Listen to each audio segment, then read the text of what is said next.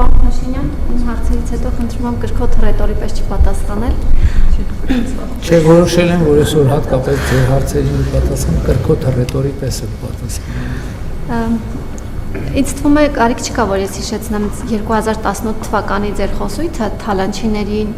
պատժելու եւ օրինակ Սաշիկ Սարգսյանի ունեցվածքը բերելու, քանի որ դուք համարում եք, որ նա 50-50 է արել, փայը մտել, մարդկանց կեղեքել է, բայց վերջերս դատարանը մի որոշում կայացրեց, որը առնվազն հարցեր է առաջացնում։ Սաշիկ Սարգսյանի կալանքի որոշումը վերացվեց, հետո դատախազությունը իհարկե վճռաբեկ բողոք ներկայացրեց եւ կրկին դատարանը մերժեց։ Խնդրում եմ մեկնաբանել ձեզ համար ընդունելի է արդյոք, որ դուք հիմա որոշել եք օրինակ Գագիկ Ծառուկյանին, այսպես ասած, կուլակաթափ անել, քանի որ նա մասնակցել է ընտրություններին, այսպես է մեկնաբանվում, իսկ օրինակ Սաշիկ Սարգսյանը, որ ձեզ համար ընտրությունների ընթացքում համարում եք թիրախներ, հիմա այսպես ասած ինքը դուրս է մնացել այս ամենից։ Մյուսը պարոն Փաշինյան, ընտրություններից մեկ օր առաջ ձեր այս ելույթը հրապարակելու համար կարող ենք կանխել պատերազմը, որի արդյունքում մենք ունենայինք այս նույն վիճակը, իհարկե առանց զոհերի։ Այս ձեր ելույթը հրապարակելու համար քաղաքացիական պայմանագիր կուսակցությունը ինձ դատի է տվել, ոչ միայն սրա համար, այլև եւս երկու հրապարակման համար։ Մյուս հրապարակումը վերաբերում էր նրան, մի լուսանկար է հրապարակել, երբ զոհված զինծառայողների մարմինները նետվել էին Դիահերձարանի նկուղում եւ օրեր շարունակ մնացել էին այնտեղ ճանճերի մեջ։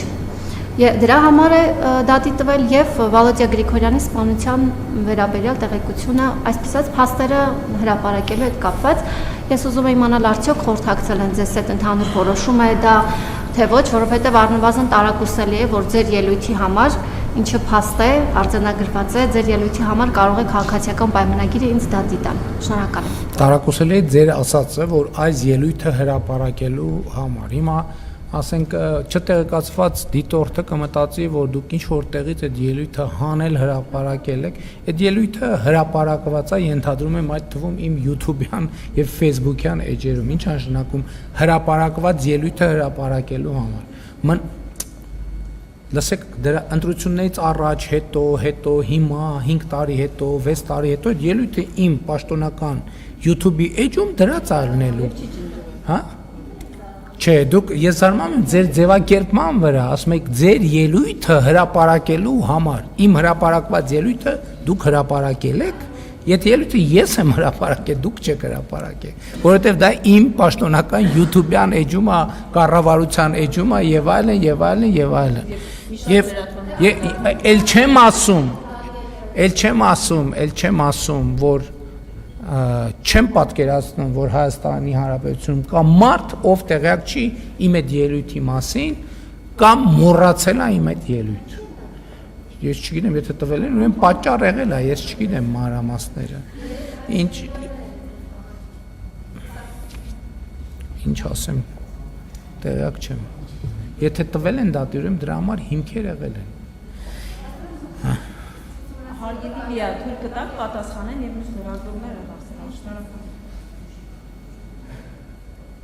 Ճիշտ ասած, ձեր հարցերը առանձնապես կիրք չառաջացրեցին եւ մոռացա էլ ինչի մասին։ Սաշիկի մասին։ Սաշիկը դեռևս 2018 թվականին 29 միլիոն դոլար է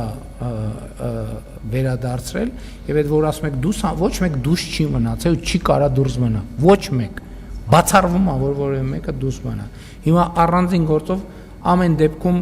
կարա 10 հատ գործ լինի մի գործով կարան այս որոշումը կայացնեն մի գործով են ել չեմ ասում ես ասել եմ որ դատա իրավական համակարգի հետ կապված խնդիրներ եմ տեսնում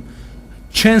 դատա իրավական համակարգը հենց ժողովրդի կամքը չի սպասարկում պատշաճ ձևով ես եւ ես այդ խնդրեմ եմ տեսնում կարդարացնել կազատնել հələ մի հատ էլ բան կարող է մեր վրա էլ պարտավորություն դնեն ասեն ոնց բան թալանվածը պետք է դուք վերադարձնեք բաներին թալանչին չեմ զարմանա բայց ձեր ակնարկը այտենց ակնարկ չկա եթե ձեզ որևէ մեկը կասի որ ես կամ մեզնից որևէ մեկը որևէ այդ կատեգորիայի մարդու հետ որևէ կոմպրոմիսի է գնացել ուրեմն դա կարելի է բնորոշել միայն մի բառով սուտ Դա չի կարող լինել, չի կարող։ Ասել եմ հատիկ հետ ենք բերել, ասել եմ ոչ մի ձուկ եւ ոչ մի մուկ չի պլստալու, ոչ մեկ չի պլստալու։